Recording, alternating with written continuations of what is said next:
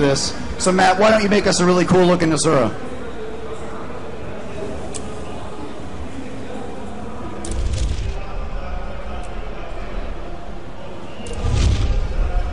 So 7 of the 8 professions, all the ones that we've announced, are playable here at Gamescom. Unfortunately, we're not here to announce the 8th profession. You'll have to wait for that one a little bit longer.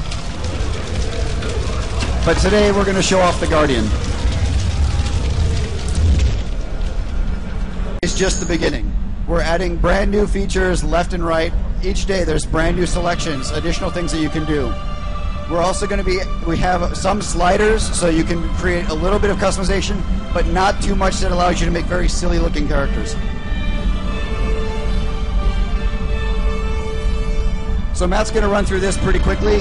For a more in-depth look, come back for our other presentation where we'll go through the human experience, or the human character customization, and we'll show you all of the amazing options.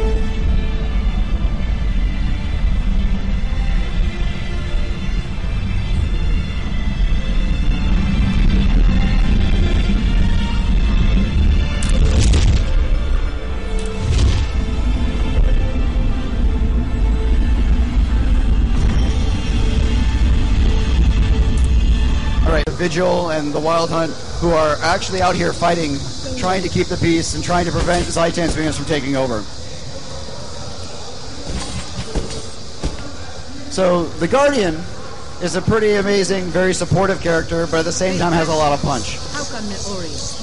You'll notice in the bottom left-hand corner of the screen, there's a little fire effect that's going on, and this is tied to what we call the virtue system. The virtue of justice allows the Guardian that he does will cause burning on the target. The other 2 virtues he has is the virtue of resolve, which gives him additional health regeneration, and the virtue of courage, which allows him once every 30 seconds or so to basically shrug off an incoming attack. But the Guardian isn't a selfish character. He can actually sacrifice the benefits that he's getting to give it to all allies around him. This includes people who are in your party and people who are not as well. Of justice, all nearby players are going to have the ability to cause burning to their next attack. Sacrificing the virtue of resolve will allow everybody to get additional bonus health regeneration, and sacrificing the virtue of courage allows everybody to block their next incoming attack. This is pretty powerful.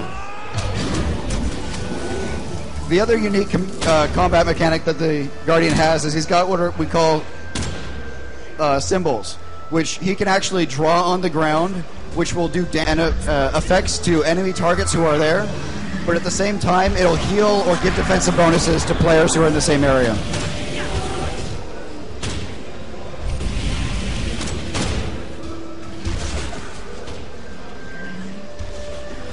Once again, we've designed Guild Wars 2 so that we want you to explore, we want you to have fun, but we also want you to be excited when there are other players there with you. We don't want you to feel like, oh man, there's another player, I need to go find another place to play. So, as our targets, you're going to both get experience, you're both going to get loot, it's not like you're stealing kills at all.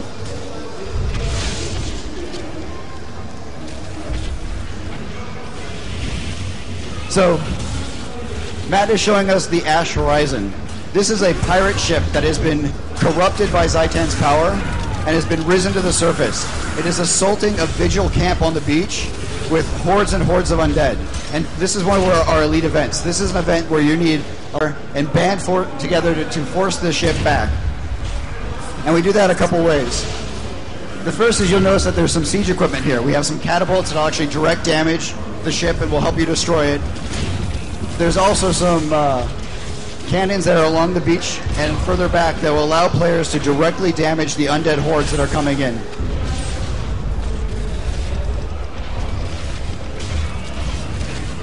And if the undead overwhelm you and they take out some of the siegeful engineers, NPCs that are there, that will repair the siege equipment for you so you can get back into the fight. And if unfortunately the undead kill the engineer, well, in Guild Wars 2 everybody can res. So you just walk up, you interact with the guy, you get him back up on his feet, and he's going to repair the equipment for you.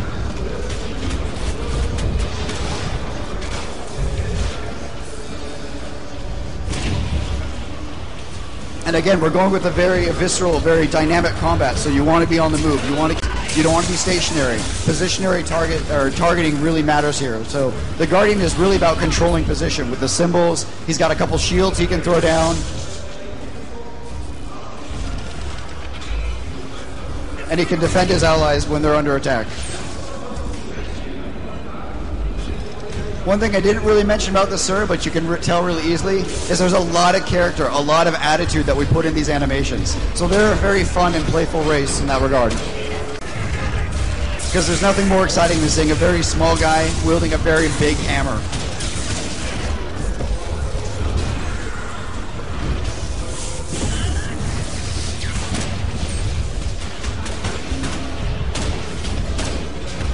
Alright, so now let's go take a look at underwater combat. This is another thing that we're showing off here at Gamescom.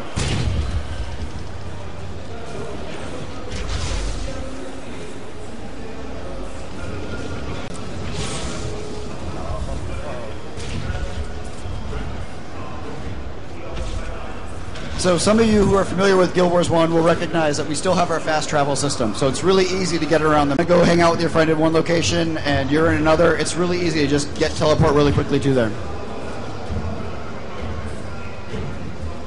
So just like how we've done the very action-oriented combat for on land, we've also done the same thing underwater. But some of the combat mechanics just don't make sense. Like trying to do an area of effect placement on the ground, it doesn't work underwater because of the 3D environment. So we did a couple things. First off, we want to make sure you weren't playing the UI. You didn't need a breath or an amount of oxygen left before you're dying, so that's gone. We've added basically a breathing apparatus to every single player so you can go and explore and swim and not have to worry about that. The second thing that we've done is that we've changed out the weapon skills. So all 5 weapons that he's now using are based on aquatic weapons. So like tridents, spears, and harpoons. This allows us to do kind of some unique things in the water. Where like before, the Guardian would place like a wall on the ground that protect you. Now he can do things like a barrier or a wall of spears made out of light that when enemies swim through it, will get bleeding will be attached to them. And if you drag them back and forth, then you're going to start stacking the bleeding. So there's a lot more movement based in the whole 3D environment.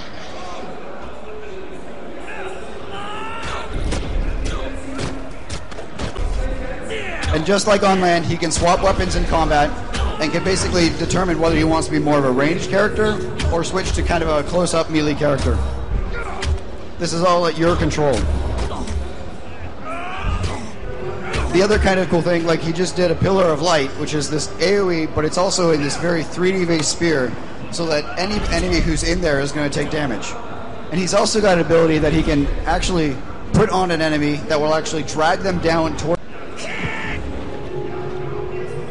So for some of you who weren't familiar or didn't see last year's presentations or demos, the first 5 skills on the bar are based on which weapons you're actually using.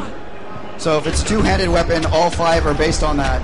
Or if you only have a one-handed weapon like a sword and a shield, the first 3 weapon skills will be based on your main hand, and the second 2 will be on your offhand. The number 6 skill is the heal. Every class has their own heal. They all work a little bit differently, and in the Guardian's case, if he uses a heal, he'll create a bubble around him that will protect him while he's healing himself. So some of the deck building that we had in Guild Wars 1 comes into play is this 7 through 9 skill. 7 through 9 are utilities. These are things that you'll earn along the way and allows you to kind of customize it. These will be things like being able to jump to a target location and do extra damage and things like that. Play. And then finally, the number 0 skill here is your elite. If you remember elite skills from Guild Wars 1, they were pretty powerful. In Guild Wars 2, we took it to the extreme. So you're going to be doing massive damage with these things, or there's some very unique mechanics that happen with this. This is basically going to be the ability you're going to use when you know you're in trouble.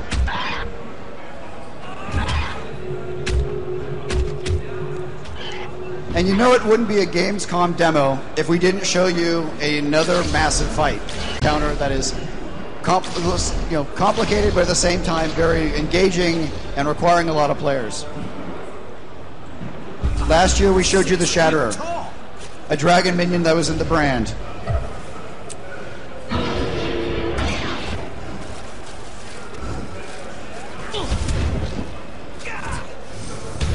But this year, as soon as Matt gets out of combat, we'll show you another one.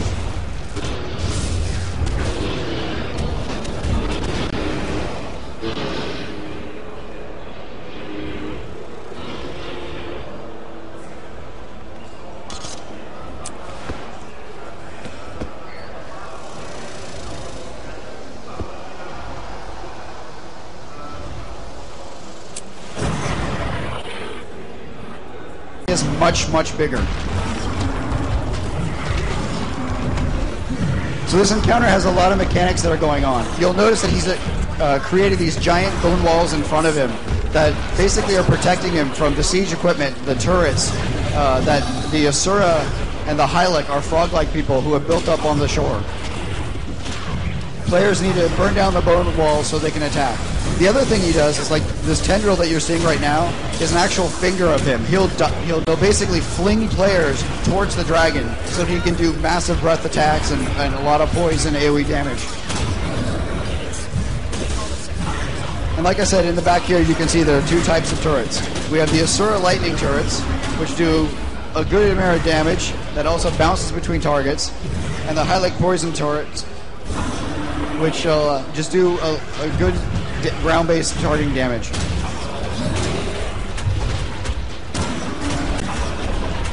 Tequatl occasionally also flies up in the air and spits out giant pools of poison. In addition, that creates these bloated creepers. These are large abominations that basically will walk towards players, and if they hit them, they will explode and do a ton of poison damage in a large area.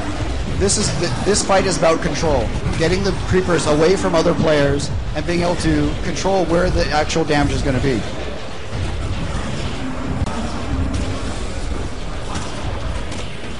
So as you can see, we probably have about 30-40 people from here on the show floor, but also back at ArenaNet. Devs are staying up late in order to play with you guys and let you get the full experience out of this game. So the other cool thing about this encounter is that there's a giant mega laser in the back that you saw just fire off that will hit Tequatl, stun him, and basically allow a ton of damage. But they have to be quick about it because at the same time, as soon as he gets back up, he's going to start doing a boatload of damage. It's going to just wipe the floor.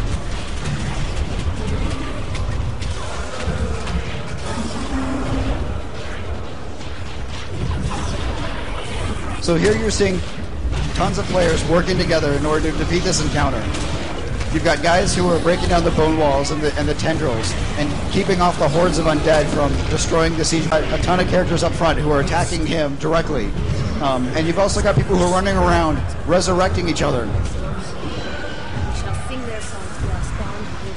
And here you see that the players here were able to band together and take this guy down. And what's a giant encounter without some loot? So everybody who participated in this encounter, whether it's just a little bit or was there for the entire thing, the more you participate, the more we're going to give you, the more we're going to reward you.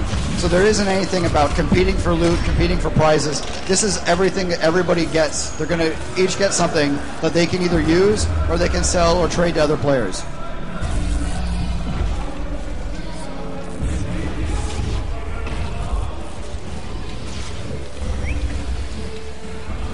So the final thing is that this was just like any of our other dynamic events. So these are going to scale.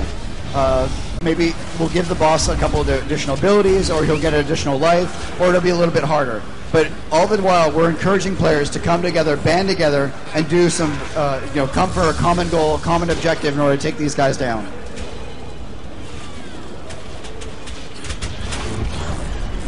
And apparently Matt's having a good time at Gamescom. So I want to thank you guys all for coming out here and taking a look at our demo. We have another demonstration that we're going to be doing this afternoon. We also have 10 playable PvP stations at the ESL booth in the back corner. And there's some exhibition matches where some of the devs will be playing a guild boon control up on the demonstration floor. I can't stress enough, we're really excited about this, but what it really comes down to is you guys should get your hands on the demo stations, play the game, and let us know what you think, because realistically, we're making this game for you guys. We want you guys to be excited about this just as much as we are. Thanks, guys.